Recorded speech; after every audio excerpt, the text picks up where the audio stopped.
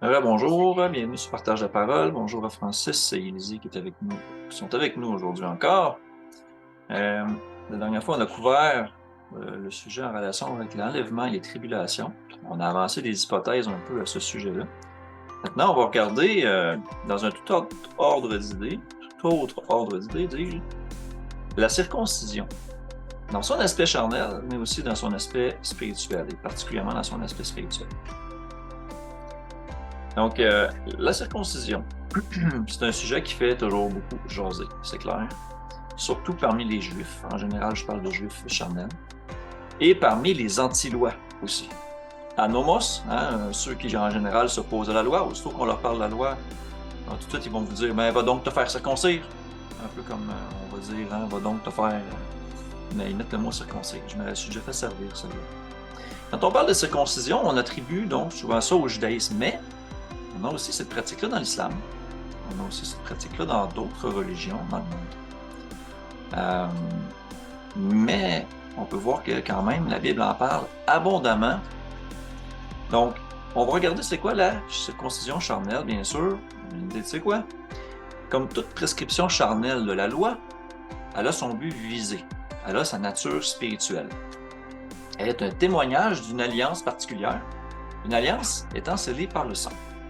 Si vous voulez en savoir plus sur le sujet des alliances, vous pouvez visionner la capsule d'introduction numéro 5, qui est les alliances, et peut-être aussi revenir dans les partages en direct numéro 4, dans les toutes premières capsules, qui parlent aussi des alliances. Donc là, on les a couvert, on a couvert pas mal de sujets. Mais concernant la circoncision en particulier, on va regarder son origine, tentant de comprendre sa signification. On va regarder les exhortations des prophètes avec les expressions qu'ils utilisent en utilisant la circoncision. Intéressant. Puis on va finir par des passages des évangiles, les épîtres de Paul, pour en comprendre toutes les nuances. Donc la plupart de cette vidéo va être dans eSword, dans les Écritures. Il faut vous en mettre patience ou suivre de votre côté pour rendre la présentation plus dynamique.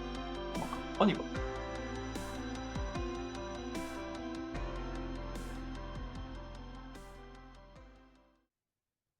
La première section, Abraham et la circoncision. Donc, il faut comprendre que la circoncision n'existait pas au temps d'Adam ni de Noé. Pourtant, on a des textes qui disent que ces gens-là ont marché dans la droiture, entre autres Noé. Mais la circoncision fut introduite au temps d'Abraham, pour un but précis. On va aller voir les versets qui en parlent, et on va voir comment cela était perçu. On va voir dans les situations, qu'est-ce qu'on cherche à dire? C'est par une connaissance plus large des Écritures en entier qu'on arrive à en comprendre les choses. Donc, je vous partage mon écran en rapport avec eSword. Donc, je commence les textes avec Genèse 17, aux alentours du verset 7. Donc, si on parle de la base de la promesse faite à Abraham, quand on dit qu'on est les enfants d'Abraham par la foi, on parle en parallèle avec ça de la circoncision. C'est intéressant. Donc, la promesse, tu deviendras père d'une multitude de nations, je te rendrai fécond à l'infini, je ferai de toi des nations et des rois sortiront de toi, j'établirai mon alliance entre moi et tes descendants après toi, selon leur génération, ce sera une alliance perpétuelle en vertu de laquelle je serai ton Dieu et celui de ta postérité après toi. Donc ici, on peut voir ce qu'il s'agit comme sujet. Donc, au verset 9, on voit Dieu dit à Abraham, toi, tu garderas mon alliance, toi et tes descendants après toi, selon leur génération. Et c'est ici mon alliance que vous garderez entre moi et vous, et ta postérité après toi. Tout mâle parmi vous sera circoncis. Quand on parle de circoncision, généralement parlant, on parle d'enlever la peau du prépuce autour du pénis. C'est pour ça qu'on dit ici spécifiquement tout mâle parmi vous sera circoncis. Je sais qu'on y prête des intentions aussi d'hygiène là-dedans. J'ai peut-être une part de vérité également. Il y a plusieurs lois dans la Bible en général qui concernent l'hygiène. De nos jours, la circoncision est encore pratiquée, comme j'ai dit, dans certaines religions. Mais quel est le but de ça? Quel est sa véritable but visé? À quoi ça servait? Donc, ça dit, vous vous circoncirez, ce sera un signe d'alliance entre moi et vous. Donc, la circoncision devait servir comme un signe. Et j'imagine qu'on commence pas à montrer ça à tout le monde. à l'endroit où c'est placé. Surtout qu'on a déjà parlé de nudité et tout ça. Donc, on doit rester couvrir sa nudité et s'habiller et tout. Donc, c'est sûr qu'on ne parle pas de ça. Mais ici, c'est une alliance. Et une alliance, on sait qu'elle est scellée par le sang. Donc, je ne vais pas couvrir ça. J'en ai parlé dans les autres vidéos sur les alliances.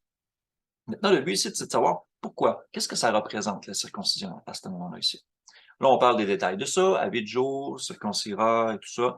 Et on dit aussi de circoncire tous les gens dans la maison. On devra circoncire celui qui est né dans la maison, celui qui est acquis à prix d'argent. Donc, ça veut dire des serviteurs aussi, il fallait qu'ils soient circoncis. Et mon alliance sera dans votre chair une alliance perpétuelle.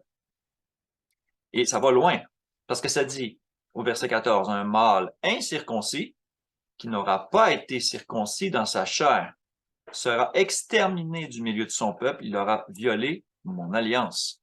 Donc, c'est quelque chose de grave, quelque chose encore qui aujourd'hui persiste.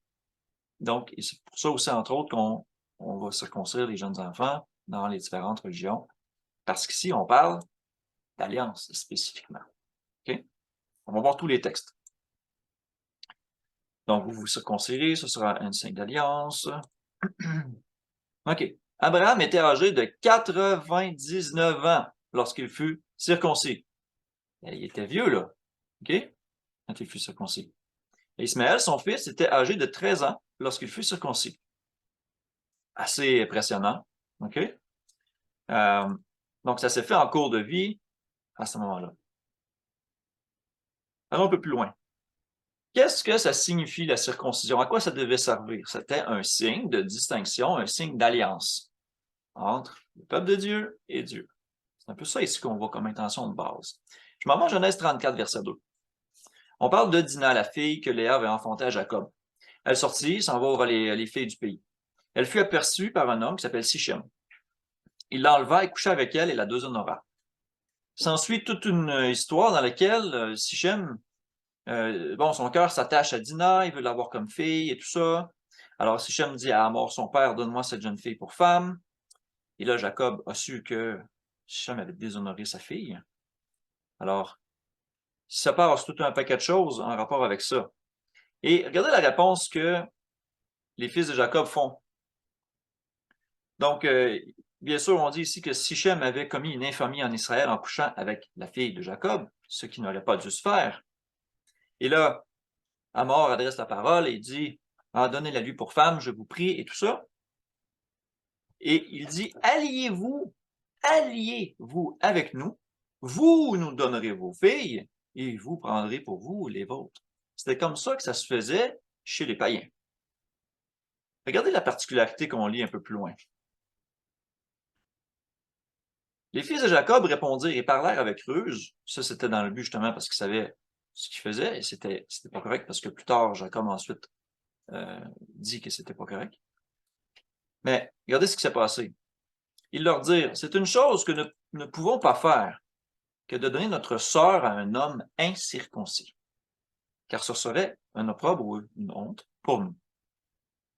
Alors, ils disent, nous ne consentirons à votre désir qu'à la condition que vous deveniez comme nous et que tout mâle parmi vous soit circoncis. Nous vous donnerons alors nos filles et nous prendrons pour nous les vôtres, nous habiterons avec vous, nous formerons un seul peuple. Mais si vous ne voulez pas nous écouter et vous faire circoncire, nous prendrons notre fille et nous nous en irons. Alors, suite à ces conditions-là, ils se font circoncire et tout ça, et eux prennent avantage de ça et vont massacrer tout le monde. C'est un peu ça qui s'est passé. Mais l'essence de la chose qui est décrite ici, c'est que dans la perception charnelle des choses, pour qu'une femme puisse être prise en alliance contractuelle, un mariage, par un autre homme, il fallait qu'il soit circoncis, c'est-à-dire qu'il fallait qu'il fasse partie du peuple de Dieu. Mais ici, on lui donnait tout simplement une connotation charnelle. C'est pas parce qu'on enlève un bout de peau au bout du pénis que ça va changer leur cœur, ça. Ils seront pas plus des disciples de Dieu. Ils vont pas plus observer les lois, les commandements et les statuts comme Abraham le faisait. Ben non, ça marche pas comme ça. Donc, mais ici, ils se servent de ça comme d'un élément purement charnel, peut-être même sachant très bien que ça marcherait pas. Hein? Mais ils leur donnent ça comme conditions, et ensuite ils profitent de leur douleur, de leur faiblesse, du temps qu'ils guérissaient pour aller les attaquer. Tout ça. Et là, Amor réussit c'est ça, à convaincre les gens, les mâles de la ville, de se faire circoncire. Et ensuite, on les voit ici, Siméon et Lévi, prirent chacun une épée, tombèrent sur la ville, qui se croyait en sécurité et tuèrent tous les mâles. Donc là, ça, c'est un genre de tromperie qui est clairement dénoncé plus tard par Jacob. Mais ici, dans le contexte, si on regarde seulement l'aspect circoncision, c'est quand même intéressant pour ce que ça dit. Donc ça, ces versets-là, je les ai passés. OK. On va sauter un bout. On s'en va en Exode. Exode 12. On parle de la Pâque, de la première prescription de la Pâque. Et ça spécifie au verset 48. Si un étranger, donc quelqu'un qui ne fait pas partie des fils d'Israël, quelqu'un qui n'a pas part aux coutumes habituellement, qui n'a pas ce comportement-là, qui n'a pas une certaine alliance avec Dieu, en séjour chez toi veut faire la Pâque de l'Éternel, tout mâle de sa maison devra être circoncis. Alors il s'approchera pour la faire, et il sera comme l'indigène, mais aucun incirconcis n'en mangera. La même loi existera pour l'indigène comme pour l'étranger en séjour au milieu de vous. Donc ici, qu'est-ce qui est plus important? Que les gens se fassent circoncire physiquement le prépuce pour faire la Pâque? Ou parce qu'ils veulent faire la Pâque, ils ont foi que ce que Dieu a dit, c'est que s'ils sacrifient l'agneau, qu'ils prennent le sang, ils vont être épargnés des fléaux. Ici, c'est la foi qui fait faire ça. Mais la prescription d'être circoncis est liée à ça. Voyez-vous? Elle est liée à la foi. C'est ça qui est particulier là-dedans. OK? Mais ici, bien sûr, dans le contexte, on parlait de circoncision physique. C'est là que c'est intéressant, parce que c'est là qu'on voit que ça a une profondeur spirituelle, en fait. On s'en va en Exode 34. Tout ce que je viens de vous dire avec ce qui s'est passé, avec la circoncision et tout ça, d'avoir une seule loi, regardez ce que ça dit en Exode 34, 12. Garde-toi de faire alliance avec les habitants du pays où tu dois entrer, de peur qu'il ne soit un piège pour toi. Ne pas faire d'alliance avec des gens incroyants, des gens qui ne sont pas des croyants de Dieu, donc qui sont incirconcis d'une certaine manière. D'accord? On a quelque chose de similaire. Garde-toi de faire alliance avec les habitants du pays, de peur que, se prostituant à leur Dieu, en leur offrant des sacrifices, ils ne t'invitent et que tu ne manges de leurs victimes. Hey, la nourriture sacrifiée aux idoles, c'est pas nouveau, ça, hein? On en parle dans le Nouveau Testament, c'est souvent un sujet de discussion parce qu'on interprète mal les textes de Paul. On en parle à Romains 14, 1 Corinthiens 8, 1 Corinthiens 10, en Révélation aussi. C'est pas quelque chose de nouveau. Il dit de ne pas faire d'alliance avec les gens du pays. Et il dit de peur que tu ne prennes de leurs filles pour tes fils et que leurs filles, se prostituant à leur Dieu, n'entraînent tes fils à se prostituer à leur Dieu. Donc, c'était pour ces raisons-là qu'on ne fait pas d'alliance avec des gens des nations qui ne sont pas circoncis. Parce que partout dans la Bible, on va appeler les gens des nations des incirconcis, c'est-à-dire des non-croyants. Il y a un lien très clair qui se dessine au fur et à mesure qu'on va avancer dans les textes. OK? Je m'en vais en Deutéronome 7.3. Un petit peu la même chose. Tu ne contracteras pas de mariage avec ces peuples et tu ne donneras pas tes filles à leurs fils et tu ne prendras pas leurs filles pour tes fils. Car il détournera de moi tes fils qui servira d'autres dieux et la colère de l'Éternel s'enflammera contre vous et te détruira promptement. Encore là, c'est la même chose, dit autrement. Et là, j'ai trouvé une petite allusion intéressante. En Lévitique 19, on a quelque chose d'un peu étrange. Okay? Vous allez voir que là, la circoncision prend un aspect plus symbolique. Quand vous serez entrés dans le pays et que vous y aurez planté toutes sortes d'arbres fruitiers, vous en regarderez les fruits comme incirconcis pendant 3 ans. Ils seront pour vous incirconcis, on n'en mangera pas. La 4e année, tous leurs fruits seront consacrés à l'Éternel au milieu des réjouissances. Et la 5e année, vous en mangerez les fruits et vous continuerez à les récolter. Je suis l'Éternel, votre Dieu. Pourquoi est-ce que Dieu a donné ça comme commandement qui semble totalement arbitraire? On est dans Lévitique 19, qui décrit entre autres la loi de l'amour. Et on bifurque un peu sur des sacrifices. Et là, on arrive dans cette prescription-là qui peut sembler étrange. On dit qu'on va y avoir planté des sortes d'arbres fruitiers. Eh bien, si on prend un peu symbolique de l'arbre qui donne des fruits. On sait que nos œuvres sont comparées à des fruits. Donc, c'est comme si on nous disait, pendant 3 ans, on est comme en apprentissage, on est comme je ne sais pas comment dire, là. Ils seront pour vous incirconcis. On est comme encore en découverte de quelque chose. OK? Ça ne dit pas à manger. C'est comme si on est encore un peu, ou je sais pas, on n'a pas encore totalement dépouillé la chair de ses œuvres. La 4e année, tous leurs fruits seront consacrés à l'Éternel au milieu des réjouissances. Donc, la 4e année, c'est comme une année de réjouissance, de consécration. Et la 5e année, toutes les autres, les fruits sont bons, sont purs. Je trouvais la symbolique, l'espèce de correspondance quand même intéressante. Je ne sais pas si vous avez une autre idée en rapport avec ça, vous en ferez part, ben, soit à la fin. Je pense que là, Élisée nous a quittés. Mais sinon, ceux qui regardent, vous pouvez laisser des commentaires là-dessus, si vous avez une interprétation en rapport avec ça. Je continue. Je l'ai lu. Je m'en vais à Lévitique 26-41. Donc là, on commence à voir un peu quelque chose se dessiner. On parle de choses qui vont arriver à cause des transgressions. Et ça dit au verset 40, « Ils confesseront leurs iniquités et les iniquités de leur père, les transgressions qu'ils ont commises envers moi et la résistance qu'ils m'ont opposée, péchés à cause desquels moi aussi je leur résisterai et je les mènerai dans le pays de leurs ennemis. Et alors leur cœur incirconcis s'humiliera et ils paieront la dette de leurs iniquités. » Ici, on fait un lien entre le fait d'être incirconcis et d'être rebelle, ou même de résister à la volonté de Dieu. On commence à préciser là, vers quelque chose.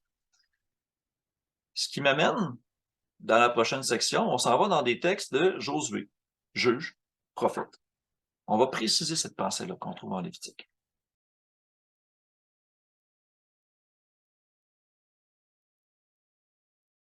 Donc, je suis en Josué 5. Très intéressant. On a vu en Exode 12 que les gens à la Pâque ont été circoncis. C'était la prescription. Donc, tous ceux qui, théoriquement, auraient quitté l'Égypte étaient circoncis. Mais en Josué, c'est après 40 ans au désert, ils sortent du désert et ils s'en vont vers la terre promise. Et ils rentrent proche de Jéricho, passent le Jourdain là. Et ça dit en Josué 5.2. En ce temps-là, l'Éternel dit à Josué, fais-toi des couteaux de pierre et circoncis de nouveau les enfants d'Israël une seconde fois. Et ici, ça peut sembler étrange, une seconde fois. Josué se fit des couteaux de pierre et il circoncit les enfants d'Israël sur la colline d'Aralot. Et ça dit au verset 4, voici la raison pour laquelle Josué les circoncit. Tout le peuple sorti d'Égypte, les mâles, tous les hommes de guerre, étaient morts dans le désert pendant la route après leur sortie d'Égypte. Tout ce peuple sorti d'Égypte était circoncis. Mais tout le peuple né dans le désert pendant la route après la sortie d'Égypte n'avait pas été circoncis.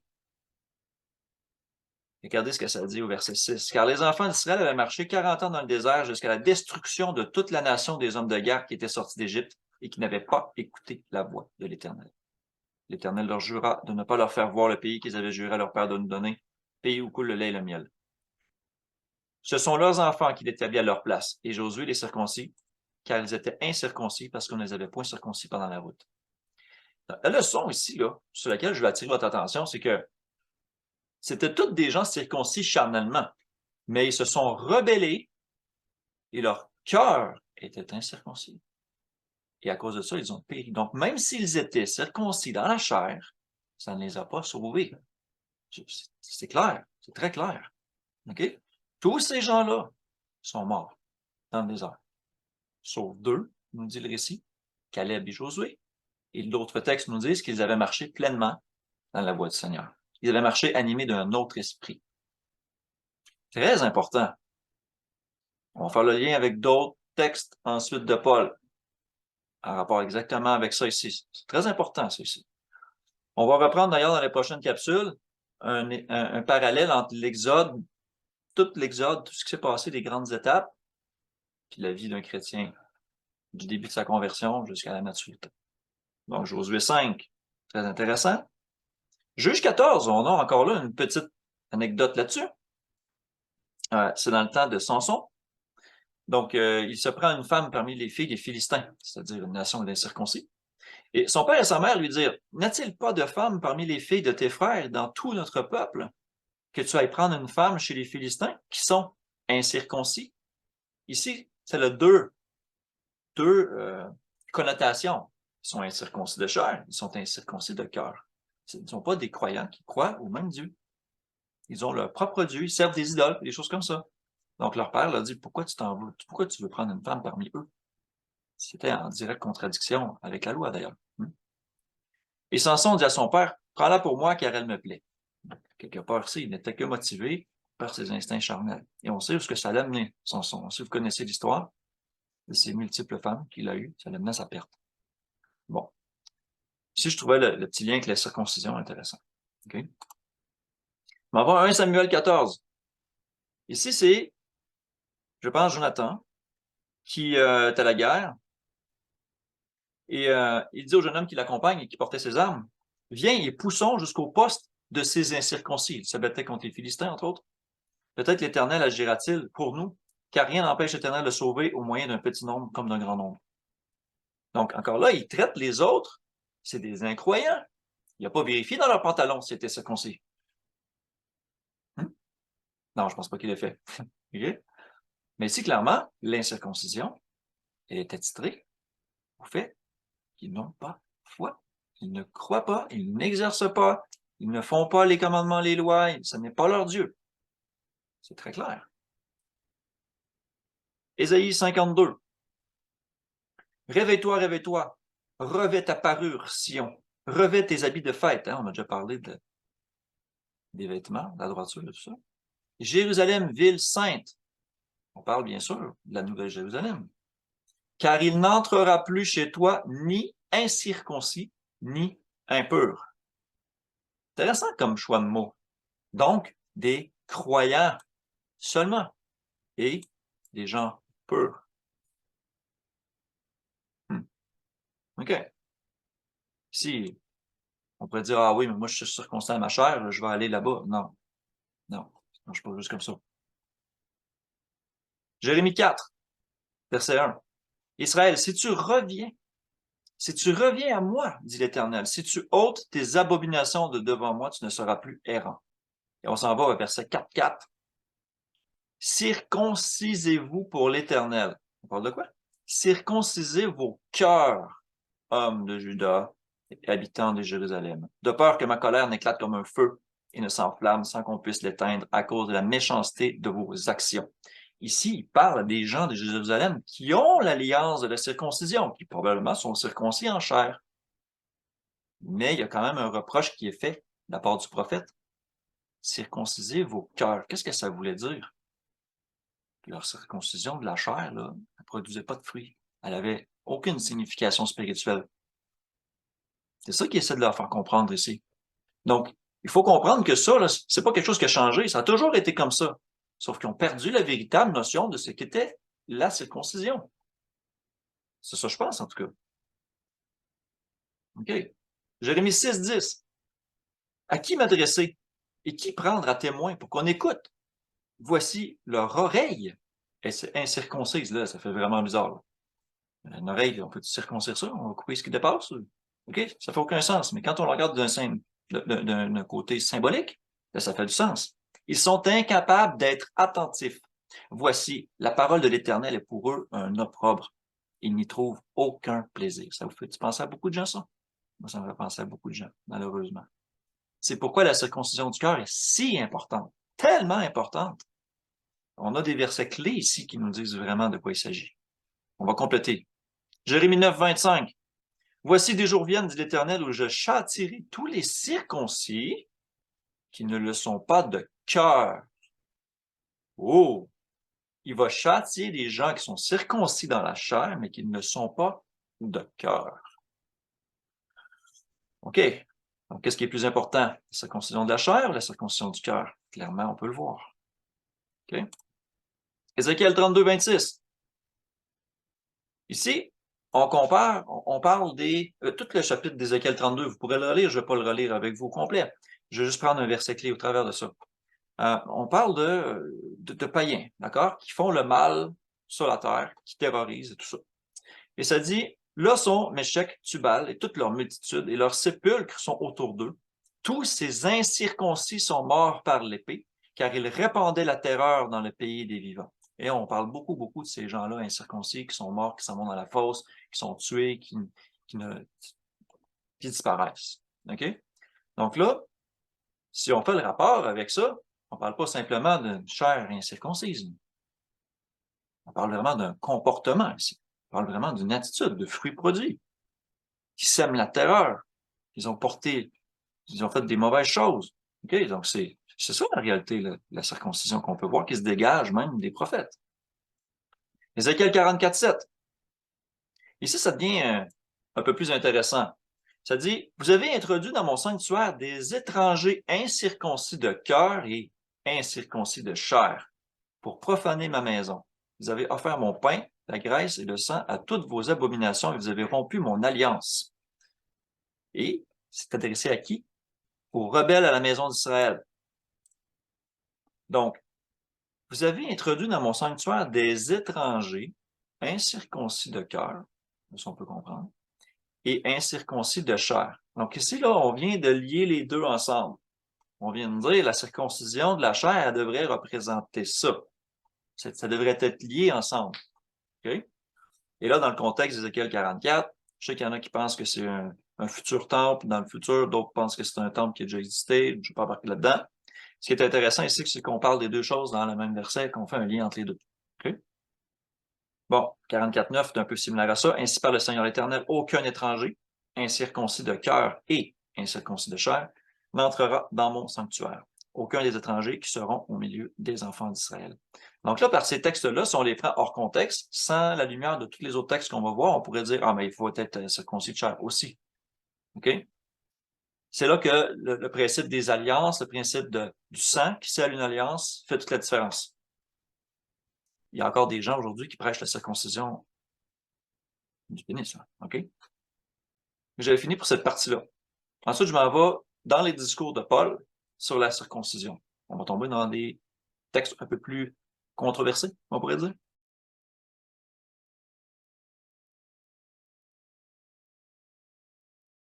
Donc, les discours de Paul sur la circoncision, comme préface à la lecture de tout ça, je vais mettre en garde avant. Si on veut lire Paul, sans avoir une très bonne connaissance des écrits de la loi, des psaumes et des prophètes, on est sur un chemin dangereux.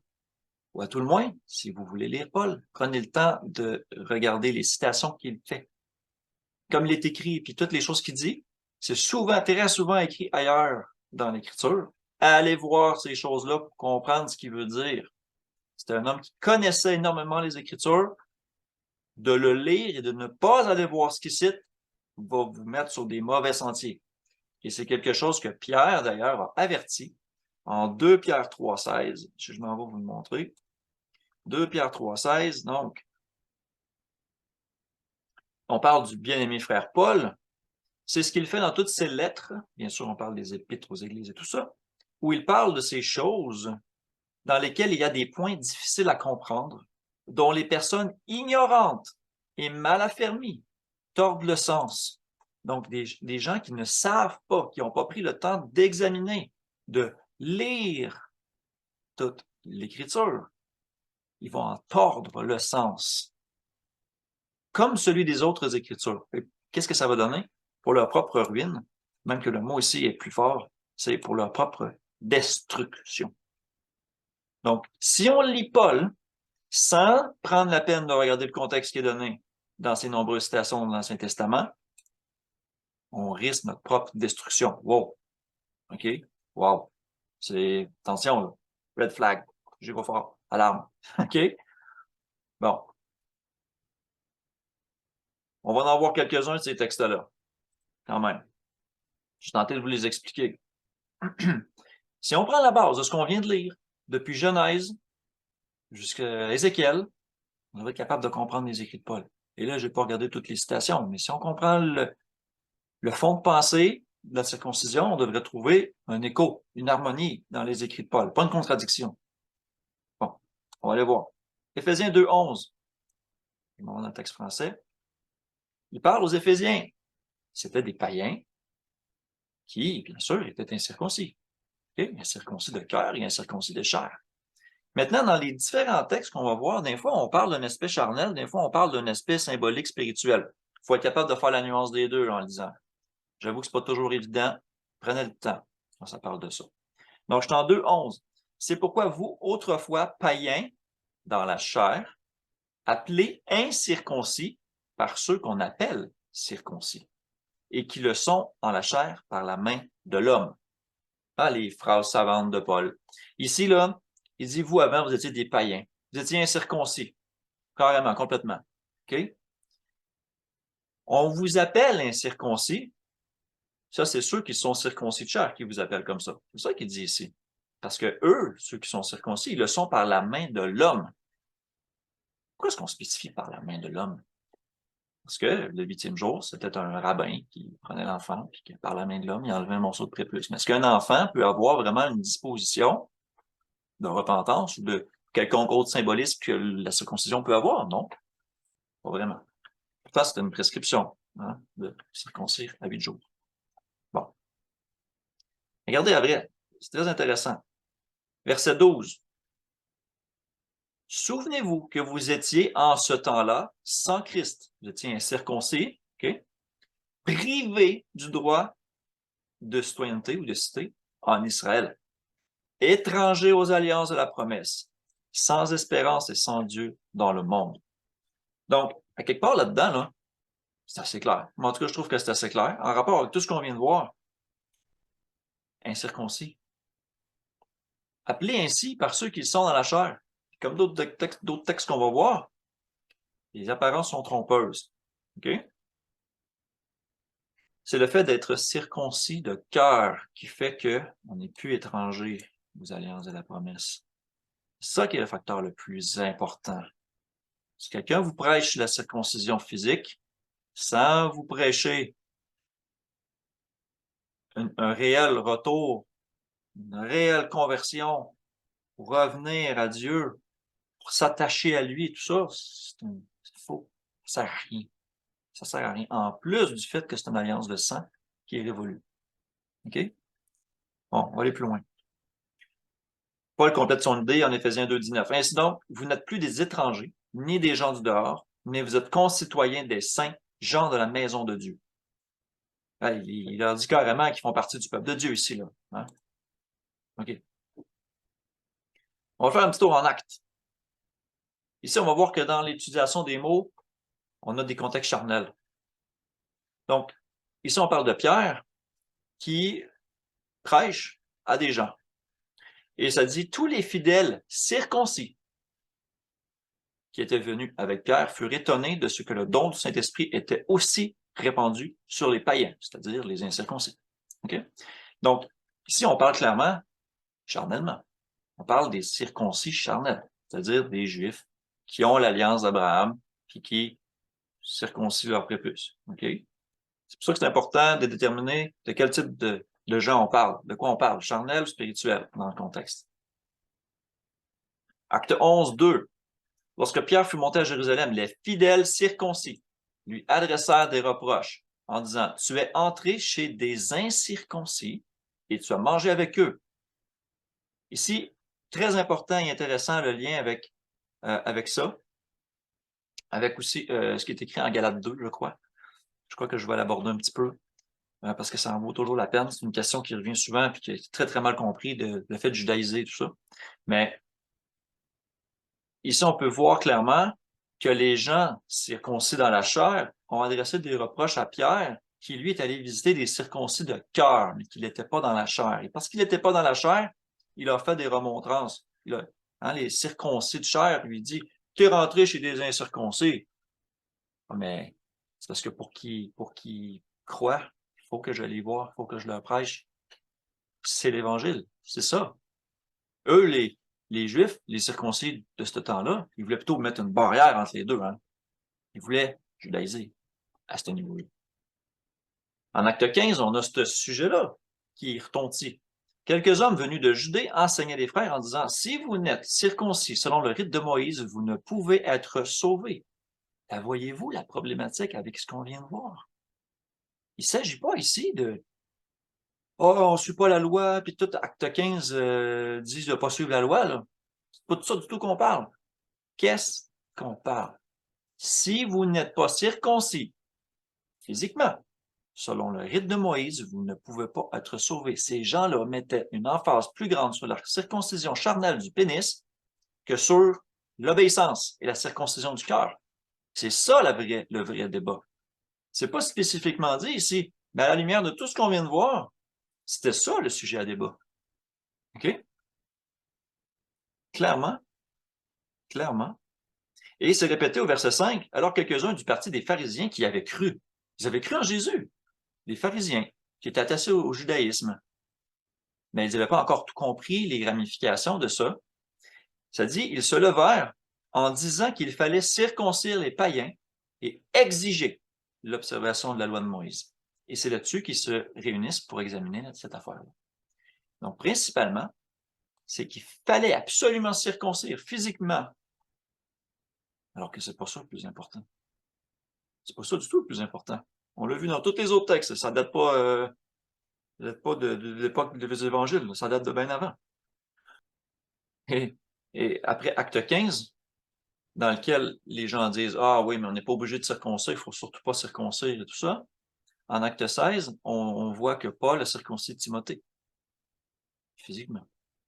Ça dit, il se rendit ensuite à Derbe et à Lystre, et voici, il y avait là un disciple nommé Timothée, fils d'une femme juive fidèle et d'un père grec.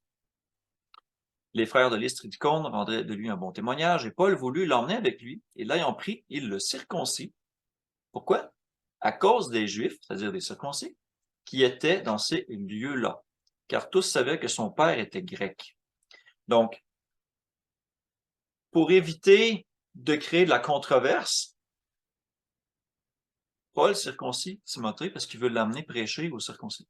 Puis il veut éviter des débats en leur disant « Ouais, mais lui, je ne l'écouterai pas, c'est un incirconcis. » Parce que ces gens-là étaient charnels. Ils étaient circoncis charnellement. Ils ne comprenaient pas la profondeur spirituelle, la signification de la circoncision. Ils ne voyaient que l'aspect charnel. Et ils se disaient, si cette personne-là n'est pas circoncis, il ne faut pas l'écouter, rien savoir. C'est pour cette raison-là, un peu, entre autres. Mais on voit en Galates, un peu plus tard, on va le voir, que Timothée n'a pas été obligé. OK? C'est très important. Donc voilà. Je m'en vais en Romains. Romains 2,10. Gloire, honneur et paix pour quiconque fait le bien. Pour le juif, premièrement, puis pour le grec, car devant Dieu, il n'y a point exception de personne. Donc, que ce soit pour le juif circoncis ou pour le grec incirconcis dans sa chair, quiconque fait le bien. OK? Il n'y a pas d'exception de personne. On vient de le voir dans toutes les autres occurrences de l'Ancien Testament d'ailleurs, aussi. Donc, ça dit la même chose ici. La circoncision est utile, je suis au verset 25. Si tu mets en pratique la loi. Mais si tu transgresses la loi, ta circoncision devient incirconcision. Wow! Paul ici mélange les aspects. Il mélange l'aspect charnel et spirituel parce qu'il comprend très bien la place que chacun occupe. C'est pas le cas de tout le monde qui lit ces passages-là. OK? La circoncision physique est utile si tu mets en pratique la loi. Mais si tu transgresses la loi, ta circoncision physique devient en fait une incirconcision du cœur. Tu te rebelles, comme on a vu dans les passages de Lévitique, tu deviens un rebelle, un incirconcis de cœur. Donc, ta circoncision physique ne sert plus à rien. Très simple. OK? Très simple. Et il dit après, Romains 2,26, si donc l'incirconcis de chair observe les ordonnances de la loi, son incirconcision de la chair ne sera-t-elle pas tenue pour circoncision du cœur? L'incirconcis de nature, c'est-à-dire dans sa chair, qui accomplit la loi, il la fait, il la manifeste, il en manifeste des fruits, ne te condamnera-t-il pas, toi qui la transgresses, tout en ayant la lettre de la loi et la circoncision? Donc, clairement ici, Paul met en opposition deux façons de penser. La circoncision charnelle la circoncision du cœur spirituelle. Puis il dit, c'est mieux d'avoir la spirituelle parce que si tu as la charnelle, tu peux avoir la charnelle et aussi de la spirituelle. Mais si tu as la charnelle et que tu n'as pas la spirituelle, tu es faite. Mais si tu as la spirituelle et que tu n'as pas la charnelle, tu es correct. Donc, la circoncision charnelle ne sert à rien, façon de parler. Ça ne sert pas à rien, rien, rien. Il dit que la circoncision est utile si tu mets en pratique la loi. OK? Mais ce n'est pas une base de jugement. OK? Ce n'est pas quelque chose en rapport avec la droiture. Bon. Et quelqu'un qui est incirconcis dans sa chair, qui observe la loi, va être plus, il va être mieux qu'une personne circoncise qui la transgresse. C'est assez clair. Ça, c'est clair. OK? Puis il dit ici, le juif, c'est pas celui qui en a les dehors, l'apparence, les manières de parler, l'appartenance raciale, des choses comme ça. Et la circoncision, ce n'est pas celle qui est visible dans la chair. Ça peut pas être plus clair que ça. OK? Mais le juif, c'est celui qui l'est intérieurement. Et la circoncision, c'est celle du cœur, selon l'esprit et non selon la lettre. Donc, quand je me fais rabattre les oreilles en disant, ah, mais là, ça, c'est la lettre, c'est fini, c'est l'esprit qu'on suit, Paul, il dit exactement la même chose que l'Ancien Testament ici, là. Il n'invente pas quelque chose de nouveau, il ne pervertit pas rien, hein. Si on a une bonne compréhension des écrits de l'Ancien Testament et des significations des choses, on voit qu'ici, Paul, il dit exactement la même chose, qu'il explique dans ses mots.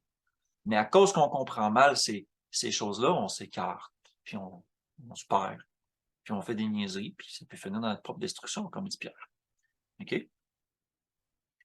Et c'est une louange qui ne vient pas des hommes, hein, parce que les autres hommes vont dire « Ah, il est circoncis, c'est moi qui l'ai circoncis, bienvenue dans la gang! » Non, c'est Dieu qui t'accepte. Tu es circoncis de cœur. Beaucoup plus de poids que celle des hommes. OK? Des fois, hein, juste des petits bouts de versets comme ça peuvent dire énormément de choses quand on prend la peine de s'y attarder. OK. Je passe Romains 2. Je m'en vais à Romains 3,30. C'est un petit peu la même chose. On parle de la justification par la foi. Et puis on dit, puisqu'il n'y a qu'un seul Dieu qui justifiera par la foi les circoncis de chair et par la foi les incirconcis de chair. Donc il dit qu'il est le Dieu des circoncis et des incirconcis de chair par l'obéissance, par la foi. La foi nous ferait produire des fruits. Donc la circoncision du cœur est essentielle pour être acceptée par Dieu. Et il confirme à la fin de tout ça, Romains 3, 31, pour n'importe qui pourrait lire Romains 3 puis avoir un doute en pensant qu'il annule la loi ou un truc comme ça, parce que souvent, Paul, il fait des gymnastiques. Anéantissons-nous donc la loi par la foi? Loin de là. Au contraire, nous confirmons la loi.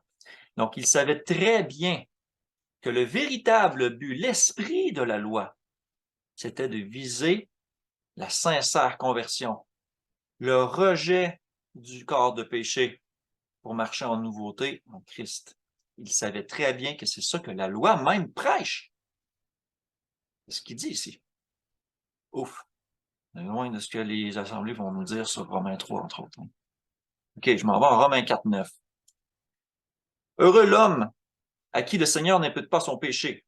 Ce bonheur n'est-il que pour les circoncis de chair, ou est-il également pour les incirconcis? Et là, il fait tout un narratif dans Romains 4 ensuite, parlant de la circoncision d'Abraham, justement. Et il fait la démonstration que quand il a cru, Abraham, il était incirconcis de chair. Et que cette foi qu'il avait eue là, alors qu'il était incirconcis de chair, il a été considéré comme de la droiture. Ça a été imputé à justice. OK? C'est ça que ça dit ici. Je ne vous lirai pas tout ce qui est écrit là, mais ça dit donc, comment lui fut-elle imputée? Était-ce après ou avant sa circoncision physique? Il n'était pas encore circoncis, il était incirconcis. Mais il a reçu le signe de la circoncision comme sceau de la justice qu'il avait obtenu par la foi quand il était incirconcis, afin d'être le père de tous les incirconcis de chair, mais qui croient, pour que la justice aussi leur fût imputée. Et aussi le père des circoncis. Hein? Donc, par la foi, Abraham est notre père pour les circoncis charnels et pour les incirconcis charnels. C'est ça que Paul dit ici en Romains. C'est pas plus compliqué que ça, là. OK? Et on fait le lien avec la foi, bien sûr, au travers de tout ça. Ici, c'est le passage qui est cité par Paul, Genèse 15, 6. Abraham eut confiance en l'Éternel qui le lui imputa à justice. Donc, il lui fait une promesse d'une grande postérité et tout ça, et il le croit. Ça dit, il eut confiance. Et pourtant, sa circoncision est venue juste en Genèse 17, après. Donc, c'est de ça que Paul parle en Romains 4. Okay? Et c'est intéressant. En Genèse 26, 3, ça dit, Dieu apparaît à Isaac, fils d'Abraham. Il lui dit, séjourne dans ce pays-ci, je serai avec toi, je te bénirai, car je t'honorerai toutes ces contrées à toi et ta postérité, et je tiendrai le serment que j'ai fait à Abraham ton père. Je multiplierai la postérité comme les étoiles du ciel, et je donnerai à ta postérité toutes ces contrées, et toutes les nations de la terre seront bénies en ta postérité. Donc, il répète la promesse faite à Abraham, à Isaac. Et pourquoi? Parce que Abraham a obéi à ma voix, qu'il a observé mes ordres, mes commandements, mes statuts et mes lois. Donc, on peut ici en supposer qu'Abraham était aussi circoncis de cœur. C'est probablement ça qui était plus important, on a vu, de tout le reste. OK? Quand j'ai dit que Noé n'était pas circoncis de chair, mais que Dieu dit qu'il était juste et droit, il marchait avec Dieu, il a été sauvé dans l'arche avec sa famille, il n'était pas circoncis de chair. Il manifestait ce qui était le plus important, circoncision du cœur. OK? De bien se comporter, de manifester des fruits de droiture. Là est l'importance. Et Paul dit la même chose, en fait, hein? 1 Corinthiens 7, 18, le passage qu'on cite souvent ou qu'on nommait, pour ceux qui sont anti-loi. Quelqu'un a-t-il été appelé étant circoncis dans sa chair, qu'il demeure circoncis? Ça serait dur de faire l'inverse. Quelqu'un a-t-il été appelé étant incirconcis dans sa chair, qu'il ne se fasse pas circoncire? Vous voyez la logique dans tout ça? C'est le même discours qu'aux Éphésiens, le même discours qu'aux Romains. On va voir aussi Colossiens. La circoncision n'est rien, la circoncision de la chair. Et l'incirconcision de la chair n'est rien. Mais l'observation des commandements de Dieu est tout. Donc, c'est la circoncision du cœur qui prime sur tout le reste. C'est ça que Paul nous dit ici. C'est pourtant très simple. Très, très simple. OK. Galates, le fameux Galates 2. L'épître aux Galates qui est abondamment mal utilisé. Donc, ici, on parle de la petite altercation entre Pierre et Paul. Donc, Paul parle aux Galates de justement cette altercation-là. Au contraire, donc, attends un peu, ils disent, bien sûr, lui, il dit qu'il a été envoyé auprès des incirconcis et tout ça.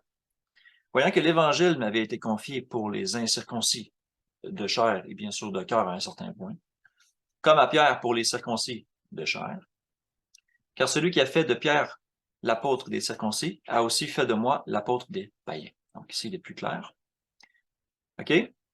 Donc, il dit ensuite au verset 9, ils me donnèrent la main d'association et tout ça, afin que nous allassions, nous vers les païens et eux vers les circoncis. Donc, clairement, ici, il parle de la différence physique. Et il arrive à un moment donné où il dit, Céphas vient à Antioche, il veut lui résister en face parce qu'il était répréhensible.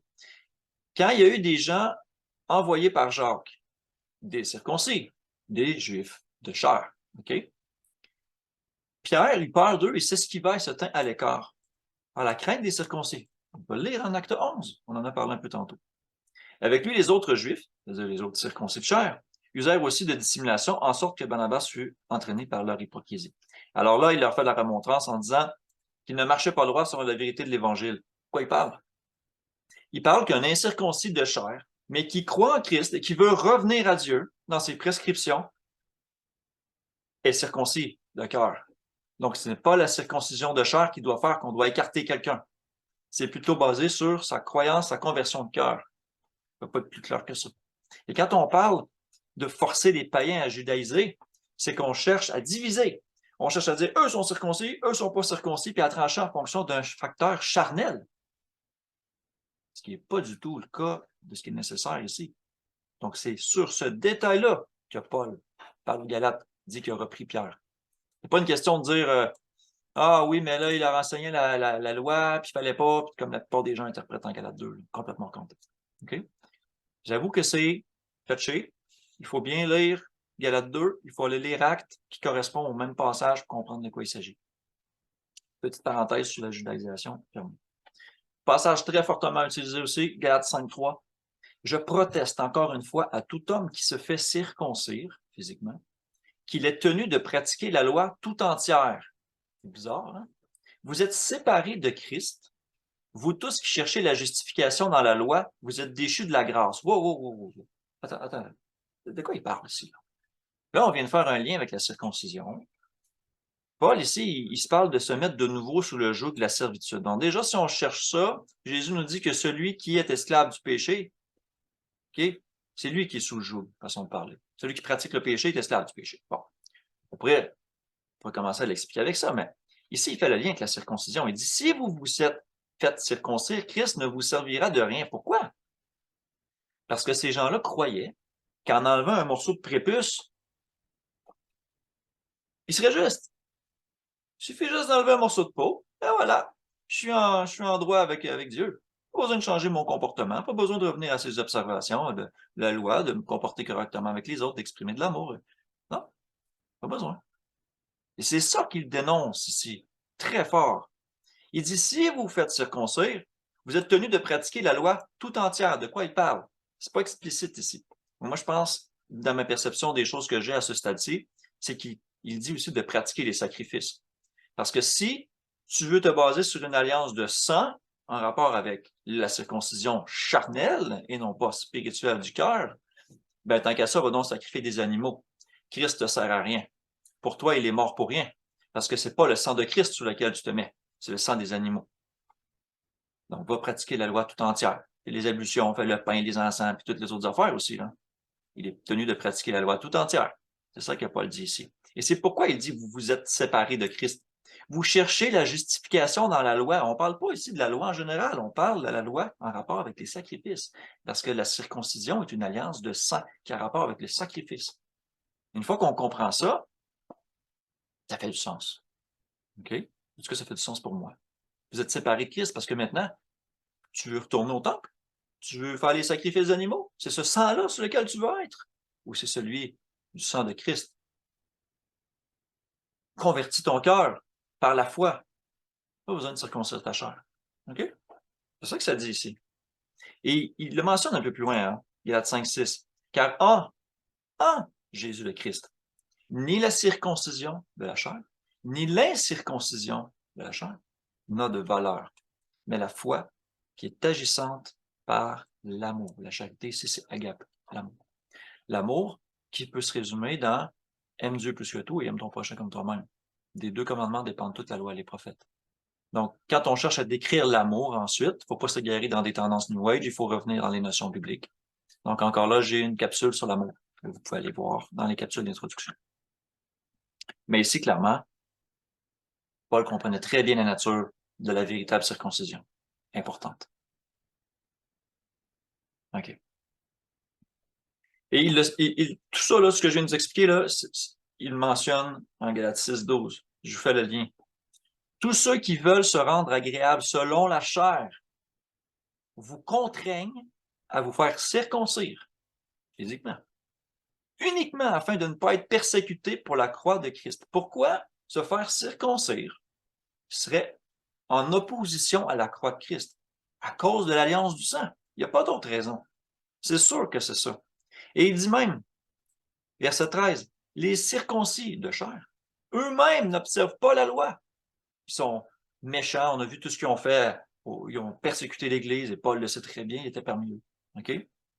Mais ils veulent que vous soyez circoncis de chair pour se glorifier dans votre chair.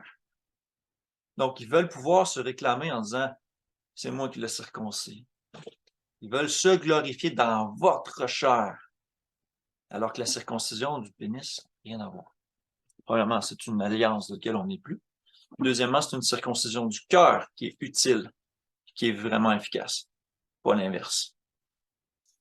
Je pense que c'est assez clair. En tout cas, j'espère pouvoir l'avoir bien représenté quand même. Et il dit encore une fois, ce n'est rien d'être circoncis ou incirconcis dans la chair. Ce qui est quelque chose, c'est d'être une nouvelle créature. Bien sûr, dans la renaissance, quiconque né d'esprit et d'eau, une nouvelle créature. OK?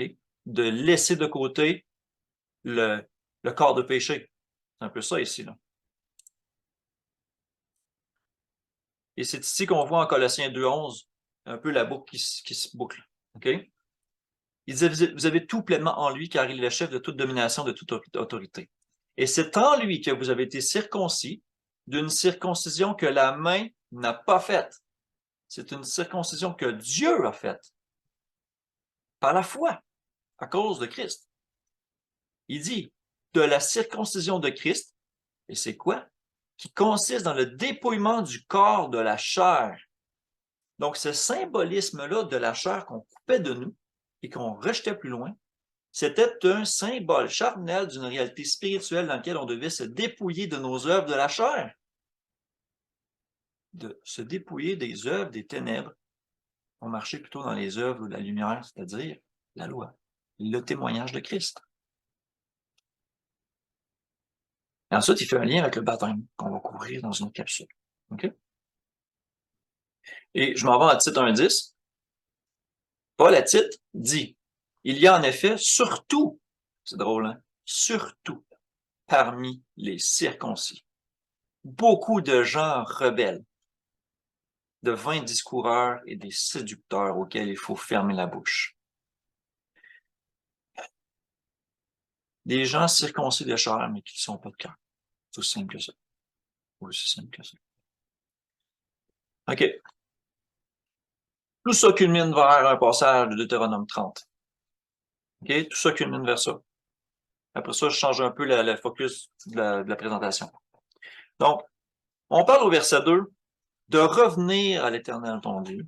Et ça dit, si tu obéis à sa voix, de tout ton cœur, de toute ton âme, toi et tes enfants, selon tout ce que je te prescris aujourd'hui. Et là, on est à la fin du chapitre de Deutéronome, presque. Il vient d'énoncer toute la loi. OK? Et là, ça parle d'aller nous chercher. On l'a déjà couvert, c'est dans l'enlèvement. Et ça dit, au verset 6, l'Éternel ton Dieu circoncira ton cœur et le cœur de ta postérité, c'est-à-dire de tes enfants. Et tu aimeras l'Éternel ton Dieu de tout ton cœur et de toute ton âme afin que tu vives. C'est un des deux plus grands commandements, ça. OK? Et ça consiste en quoi? Verset 8. Et toi, tu reviendras à l'Éternel et tu obéiras à sa voix et tu mettras en pratique tous ces commandements que je te prescris aujourd'hui. Ensuite, il y a des bénédictions qui sont énumérées. Donc ici, la circoncision, là, elle est directement liée à l'obéissance. On l'a vu, mais ça, c'est comme un peu la conclusion de tout ça. On a un passage similaire en Deutéronome 10:16. Il parle à ceux qui se rebellent. Il dit, « Vous circoncirez donc votre cœur et vous ne raidirez plus votre cou. » C'est un symbole pour dire qu'il résistait au joug, qu'il ne voulait pas obéir, qu'il résistait. Donc, circoncisez votre cœur. OK. Pour ce qui est du share, des sorts, ça fait le tour.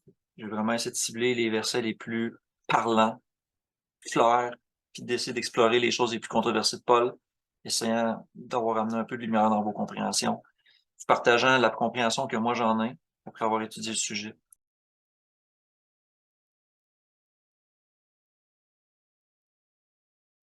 J'aimerais ça pouvoir vous partager finalement une image de la circoncision qui va reprendre ce principe-là. Il n'y a rien d'obscène, OK?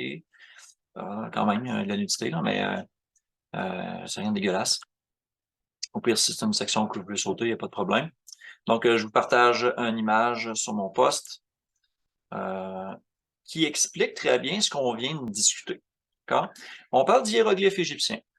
Et là, je vais attendre que ça charge sur vos écrans. Donc, on voit une fresque d'un hiéroglyphe d'Égyptiens qui circoncisent d'autres Égyptiens, physiquement, charnellement. La question que je vais vous poser, c'est est-ce que les Égyptiens sont reconnus pour être des disciples de Dieu, Christ, ou croire en Dieu, le Dieu d'Abraham, d'Isaac et de Jacob? Pourtant, ils pratiquaient la circoncision physique. Donc, ça prouve rien. Il y a beaucoup de nations païennes, en général, qui pratiquent la circoncision physique. Ça leur donne absolument rien d'autre. Ils sont pas plus droits, ils sont pas plus gentils, ils sont pas plus dans l'amour, ils sont pas plus dans les obéissances aux commandements. Pas du tout. OK? Donc, ça, c'est une chose. Maintenant, On a parlé de la circoncision des mâles.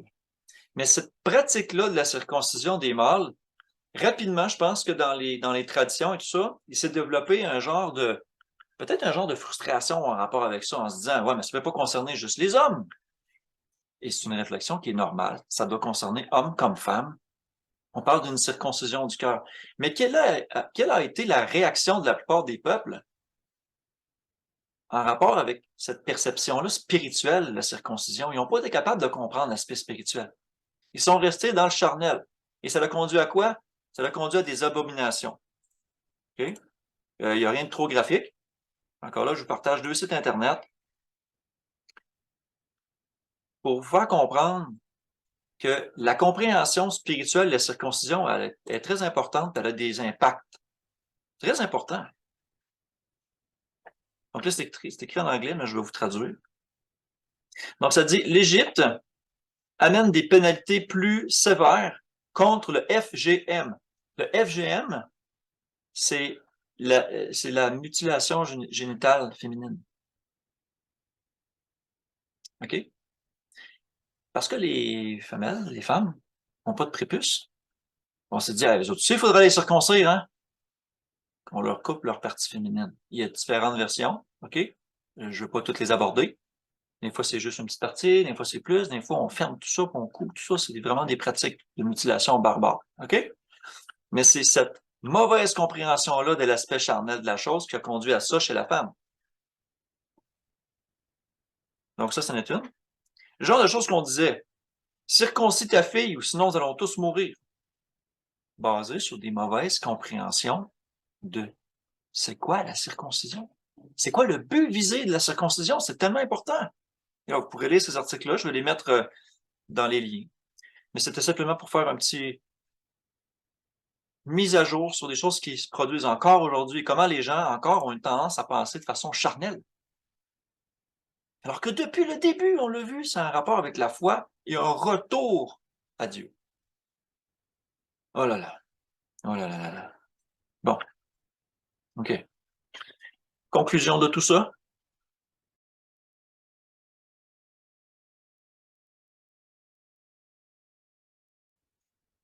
La circoncision, elle a une profonde symbolique spirituelle, on l'a vu. C'est le dépouillement de la chair, c'est-à-dire couper comme de soi et rejeter le corps de péché. C'est ça la circoncision. C'est de vouloir revenir à une obéissance aux commandements et aux lois de Dieu. C'est de rejeter les fruits de la chair, qui est le péché, qui sont décrits ailleurs en Galates 5, 19 à 21, en contradiction avec les fruits de l'esprit. OK?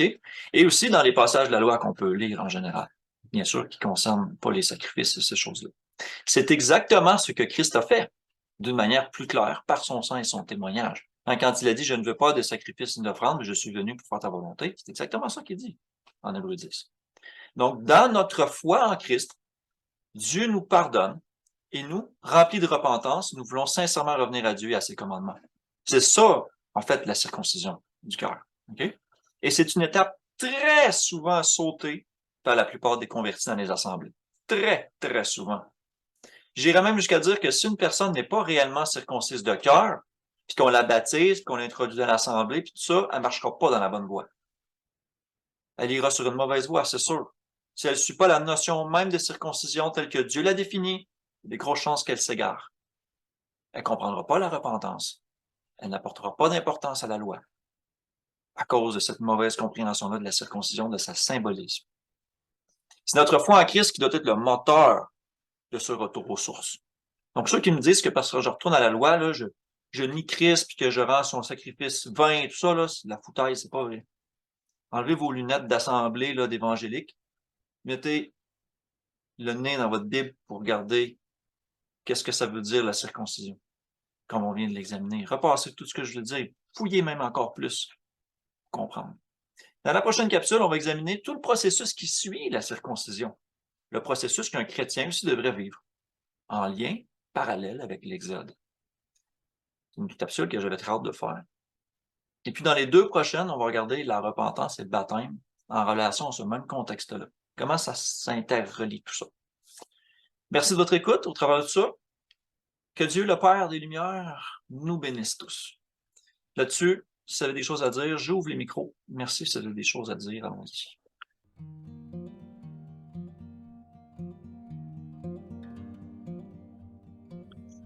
Francis, t'es-tu prêt?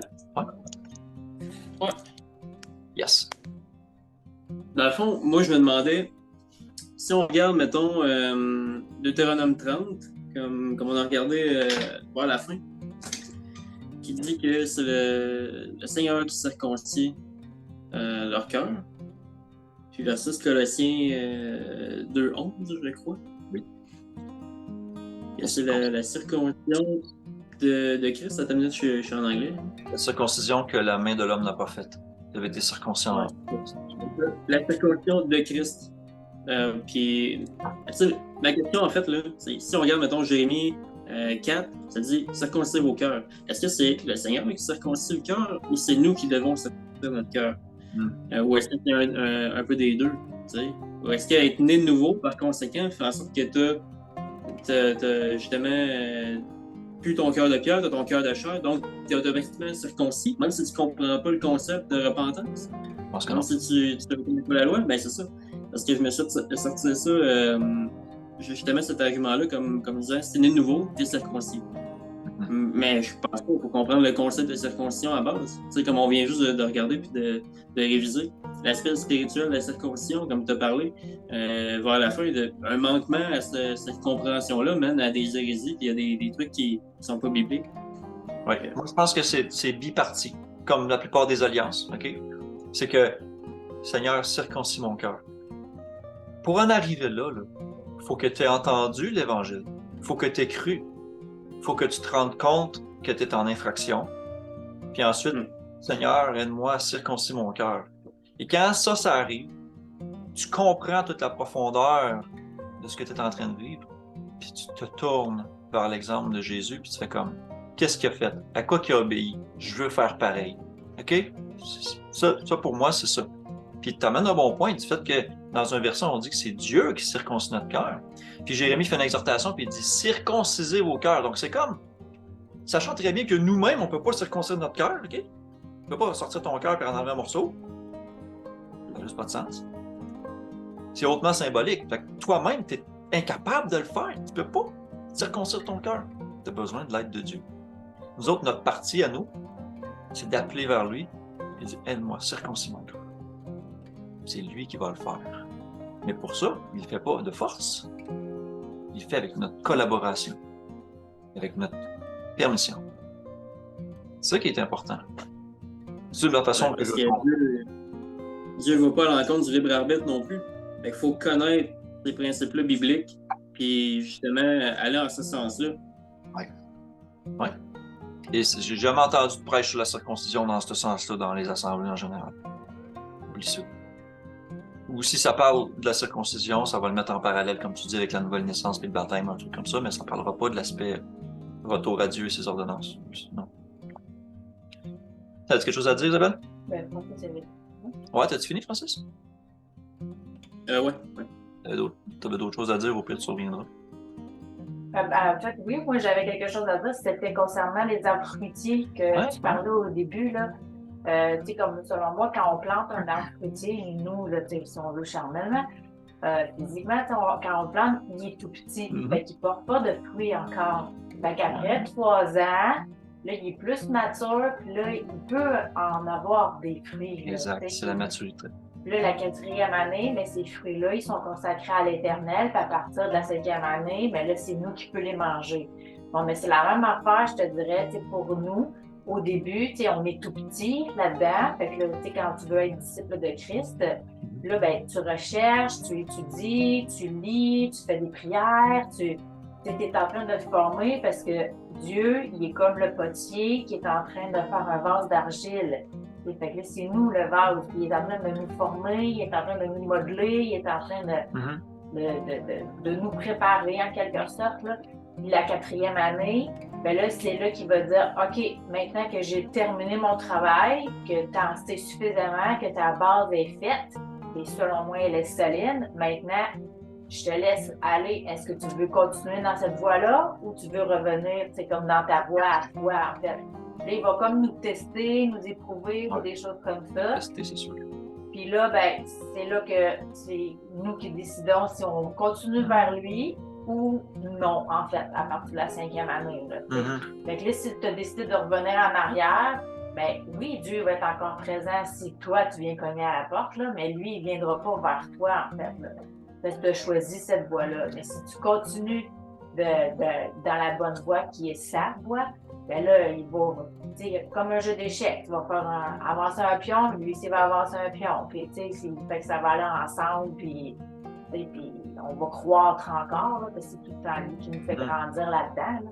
Fait que moi, c'est comme ça que je le voyais, quand tu parlais de l'arbre fruitier, là, en lien avec la circoncision du cœur. Moi, je voyais ça de cette façon-là, en emmenant sur notre terrain aussi. Ben oui, on a planté des arbres fruitiers. C'est Dieu là, qui les fait croître, qui les fait grandir. Exactement, c'est lui qui fait tomber la pluie. C'est la même chose. Oui, je trouve que c'est quand même un symbolisme intéressant d'un arbre qui porte des fruits qu'on considère incirconcis pendant un certain nombre de temps. Tu sais, comme si ça prenait un certain nombre d'années avant qu'une personne soit mature. Ouais, c'est ça que j'ai vu comme une espèce de correspondance intéressante. Oui, parce qu'il y a beaucoup de personnes qui vont peut-être, mettons, c'est pas tout le monde, là, mais certaines personnes, OK? Ils vont chercher, mettons, pendant un an, ils vont se faire baptiser. Puis un coup qu'ils sont baptisés, c'est OK, je peux tout faire maintenant. Fait que je m'en vais enseigner, je m'en vais exhorter, je m'en vais, prêcher, puis je m'en vais, là, je me garoche, là, comme la gueule, dans la gueule du lion, là, puis c'est comme, non, wow, c'est pas parce que ça fait juste un an là, que tu es avec Dieu que tu sais tout, là. Mais Paul le dit aussi, là, faut pas que quelqu'un qui se mette à enseigner soit un nouveau converti de peur qu'il tombe sur la condamnation du diable. Donc, et voilà. Tout ça, ça a un lien, là. Fait que ça prend au moins 3 ans avant d'être vraiment solide, là. Tu sais, ça aurait du sens quand tu y penses. Puis si c'est des règles, des façons de faire que Dieu lui-même a établies, puis qu'il nous a donné un nombre dans cette loi-là, parce qu'on sait que la loi, c'est un nombre de choses spirituelles, alors, ça ferait du sens. Maintenant, c'est une règle absolue pour tout le monde? Je sais pas, peut-être. C'est lui qui fait les règles. Ouais. Mais ce qui est sûr, c'est que ça m'a pris plusieurs années, moi, avant de vraiment comprendre la base de toutes ces choses-là, démystifier les textes. Fait que je pense que ça pourrait avoir du sens. Ça pourrait avoir du sens. Ouais. Si vous avez d'autres choses à ajouter là-dessus, vous pourrez en faire part dans les commentaires. Élisée, tu m'entends-tu? Est-ce que tu aimerais prendre la parole un peu? Ouais. Ça va, dans le début, à faire de la circoncision, j'étais un peu, je comprenais une partie, mais aujourd'hui, j'ai bien compris certaines parties. Oui. Ok. Tu pas tout entendu cette concision. Oui, non, au fait, il y avait un problème de réseau. Donc j'ai compris vers la fin, j'ai compris bien. Et donc la circoncision aujourd'hui, il y a la circoncision de la chair et la circoncision de l'esprit. Tu vois, aujourd'hui nous sommes tous nés d'une famille d'Abraham. Abraham a été circoncis et selon spirituellement, parce que au temps d'Abraham, il n'avait pas la loi. Mais Abraham, selon Genèse 26, le verset 5, il a dit non, Abraham a été circoncis, il a pratiqué la loi, les ordonnances. Tu vois. Oui. Donc, il n'avait pas la loi, voilà, mais il a pratiqué la loi.